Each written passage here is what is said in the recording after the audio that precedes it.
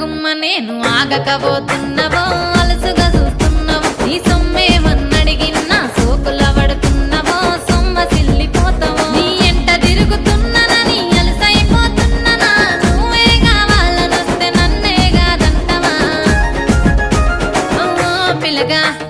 ఓ పిల్లగా యహో పిల్లగా ఎంకటేశు చూడకపోతుంటవో కానకపోతుంటవో నా పిల్లగా ఎంకటేశు చూడకపోతుంటవో కానకపోతుంటవో